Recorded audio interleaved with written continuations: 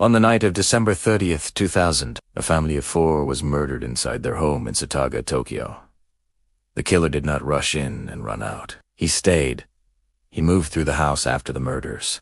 He ate food from the kitchen. He used the bathroom. He accessed the family computer. He bled at the scene. He left fingerprints, DNA, clothing, and personal items behind. And despite all of that, he was never identified. I want you to keep that in mind from the beginning.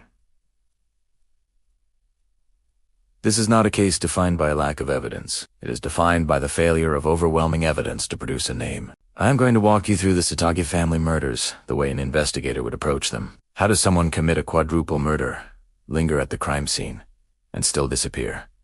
Let's start with the family. The victims were Mikio Miyazawa, his wife Yasuko, their daughter Nina, and their son Rei. Mikio worked in advertising. Yasuko was raising their children in what was supposed to be an ordinary residential neighborhood. But by the end of 2000, urban redevelopment had changed the area.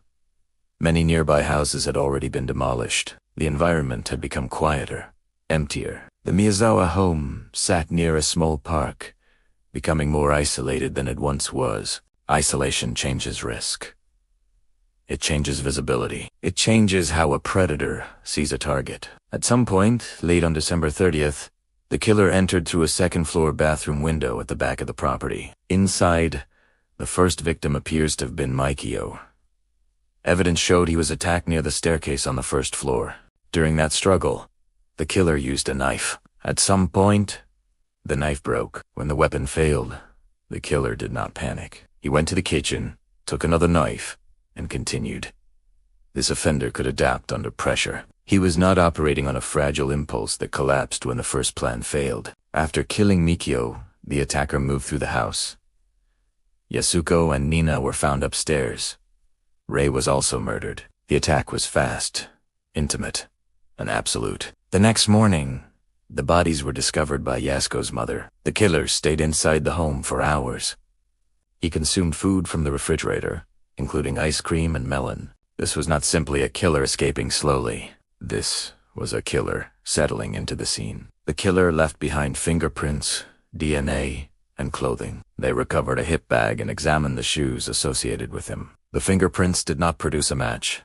The DNA did not produce a name. That is the most difficult part to accept. DNA analysis suggested the killer had mixed ancestry. Maternal links to Southern Europe and paternal links to East Asia.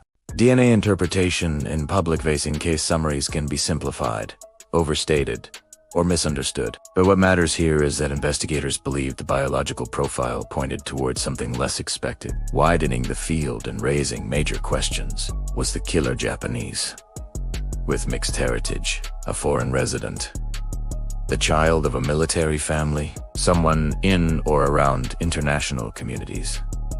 Then there was the sand. Sand found at the scene was consistent with material from the western United States, often cited as Nevada or California. That detail suggested a geographic link beyond Japan, encouraging speculation that the killer had connections to foreign travel or imported goods. An investigator has to separate what is intriguing from what is conclusive. The sand is intriguing. The DNA profile is significant. The clothing is meaningful. But none of those elements created a prosecutable identity. The killer left behind garments and personal items that police were able to examine. Reports referenced a sweatshirt, scarf, hat, gloves, and a waist bag. The shoes were rare Slazenger sneakers, size 27.5 centimeters, not commonly sold in Japan. Rare shoes and limited sale items should have narrowed things. In such a case, the expectation is that one item will break the investigation open. And yet none of them did. This forces a difficult possibility. The killer was outside the systems, or the systems were not sufficient. He may have left Japan quickly, or had no prior record. Perhaps his DNA was not in any accessible database. If police prioritize one suspect universe based on misleading indicators, the real suspect pool may receive less attention than it should. Now we need to examine motive. No definitive motive has ever been established, leading to multiple competing theories. The first is personal grievance. Mikio had reportedly experienced trouble with a young man connected to the nearby skate park. The scale of the murders and the killer's post-crime behavior suggests something larger than a spontaneous rage event. He remained inside the house. The second theory is premeditated targeting. The killer may have studied the property, known the layout, and the entry point. If the crime was planned, why leave blood, fingerprints, and clothing in abundance? This is the central contradiction. The killer could control people, but not the scene. This explains the lingering, the eating, the bathroom use, and the abandoned items. In December 2000, investigative systems were not what they are now. A person without a prior record could remain functionally anonymous. What kind of offender stays? One possibility is dominance occupying the domestic space to demonstrate absolute control. Tokyo Metropolitan Police committed thousands of officers. They reviewed witness statements, consumer records, and released facial approximations. The Setagaya case has remained active, visible, and repeatedly reviewed. Yet the conclusion has not changed. No arrest, no confirmed suspect. The crime took place just before New Year's, a busy holiday period in Japan. Movement increases, and a person might attract less attention. The killer likely enters through a second-floor bathroom window. The father is attacked first. The mother and 2 children are murdered.